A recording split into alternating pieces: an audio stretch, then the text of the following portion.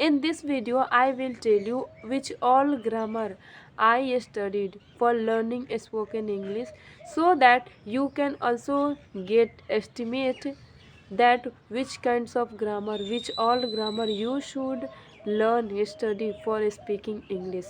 क्या होता है जब कोई जो चीज़ें आप करना चाहते हैं, सीखना चाहते हैं और उसमें कोई सीख लेता है, कर लेता है और वो अपनी जर्नी शेयर करता है, एक्सपीरियंस शेयर करता है, तो हमें वी मस्ट लिसन, हमें जो है उस पर्सन को लिसन करना चाहिए, क्योंकि हम उसके एक्सपीरियंस से, उसके मिस्टेक से, how that person learned, we can get a lot of knowledge, ideas how we should learn. तो इस वीडियो में आप जानेंगे कि कौन कौन से ग्रामर टॉपिक्स मैंने पढ़ा और आपको भी पढ़ना चाहिए if you want to speak English. और so I will share with you all the topic which I studied for learning spoken English, और ये भी बताएंगे कि पहले ग्रामर पढ़ा और देन स्टार्ट स्पीकिंग, और दोनों साथ साथ में किया, ये भी बताएंगे, क्योंकि बहुत सारे लोगों के माइंड में ये कन्फ्यूजन होता है कि पहले ग्रामर सीखे और उसके बाद स्पीकिंग करना स्टार्ट करें. So I will tell you how I started and you should also start like me. And also I will share that after study how you can use this grammar in your speaking, in your practice, क्योंकि study is different thing and using them in speaking, in practice, that is different things. So stay connected with this video till the end, because this video is very significant if you want to speak English and also you belong to village, you are Hindi medium student, you don't have environment to learn, listen English. So how you can learn spoken English like me, in this video you will get to know.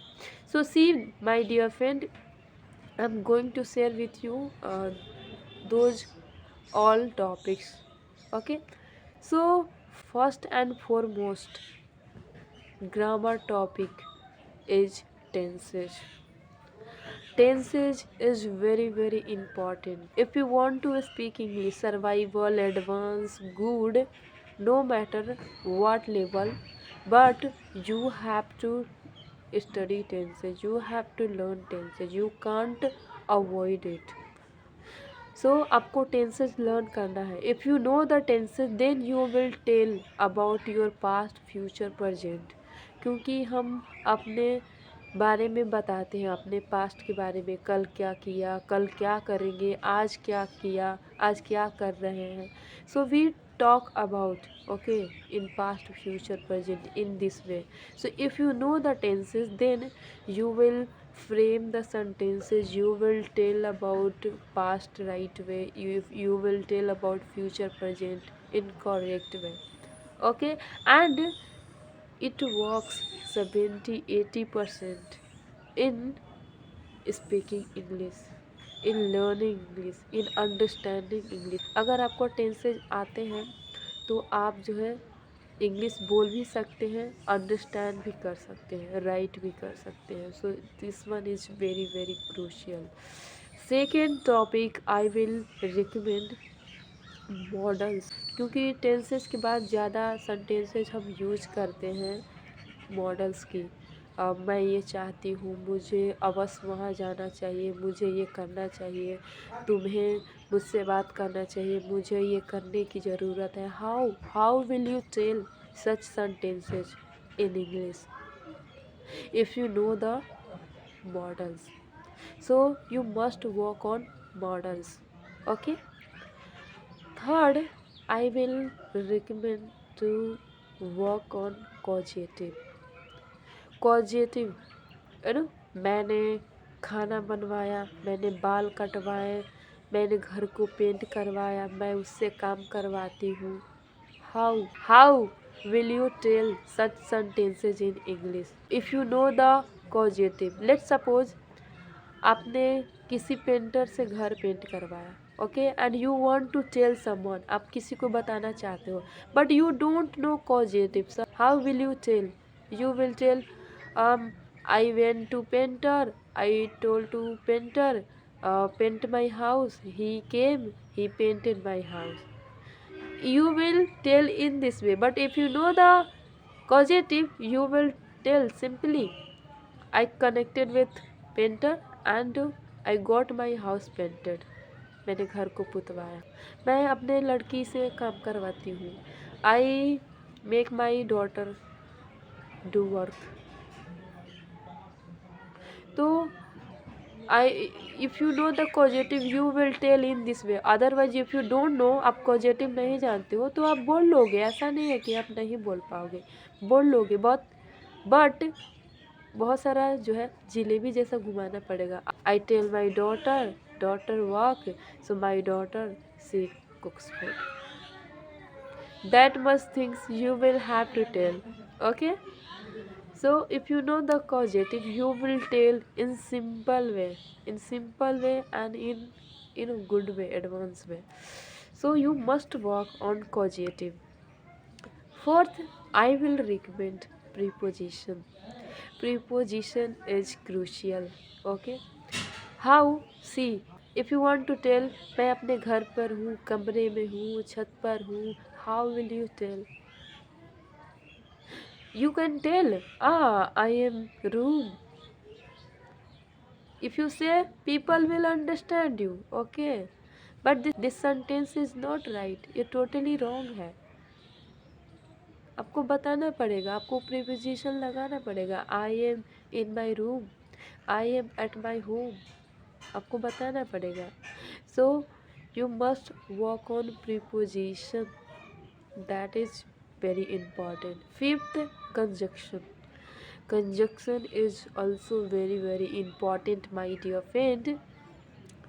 How? See, let's assume आपने सोचा कि आप अपने friend के घर जाएंगे, आप गए, उससे मिले, बात किए, टाइम स्पेंड किए, फिर अपने घर आ गए, and you are telling this whole story to your another friend, okay. So if you don't know conjunction, you will tell in this way. I thought to meet my friend, I went to his home, I met with him, I spent time with him, I came back home. How? It's sounding awkward, I. But if you know the conjunction, you will conjunct 2-3 sentences together and frame in one very beautifully, and that will sound good. How? Same thing you can tell by help of conjunction. I thought to meet my friend, then I went his home, spent time with him, after that I came my home. तो conjunction जो है, बहुत सारे sentences हम जो है एक एक करके बोलेंगे, वो हम एक साथ कंबाइंड करके बट आफ्टर देन लगा कर उसको अच्छे से एक ही सेंटेंस में जो है ब्यूटीफुली फ्रेम करके जो है बोल सकते हैं in less time and in beautifully, and that will sounds good. तो कंजक्शन बहुत इम्पॉर्टेंट है if you want to speak good English. And after that I will tell, मैं बोलूँगी कि अगर किसी को इंग्लिश केवल सर्वाइवल के लिए जो है लर्न करना है, केवल उनको बोलना है English, so this much topics important for them, necessary for them. जिनको केवल बोलना है तो इतने जो है काफ़ी है, एनफ है उनके लिए। Tenses, model, causative, preposition, conjunction, ये उनके लिए काफ़ी है। बट जो रीड करना चाहते हैं, रीड तो बहुत सारे लोग कर लेते हैं, बट रीड करना चाहते हैं, अंडरस्टैंड करना चाहते हैं, कोई बुक वो पढ़े तो उनको ये समझ में आना चाहिए कि उस बुक में क्या लिखा है। कोई नोटिस, कोई पोस्ट वो पढ़ रहे हैं इंग्लिश में, या उनको मिला है इंग्लिश में वो पढ़ रहे हैं, उनको समझ में आना चाहिए कि क्या लिखा है उसमें, उसका मतलब क्या है। तो उनको जो है कुछ और टॉपिक्स पढ़ने पड़ेंगे। सी, हमारे इंडिया में बहुत सारे ऐसे लोग हैं जो हिंदी बोलना तो जानते हैं, बहुत अच्छे से हिंदी बोलते हैं। वैसा हिंदी तो हम भी नहीं बोल पाएंगे, क्योंकि गांव से होने के कारण हमारा जो मदर टंग और हिंदी दोनों एक में मिक्स हो जाता है।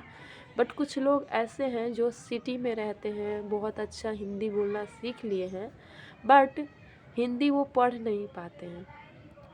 बोलना तो बहुत अच्छे से सीख गए हैं। आप सुनोगे ना तो आपको बिलीव नहीं होगा कि वो अनएजुकेटेड हैं, वो पढ़ नहीं सकते हैं।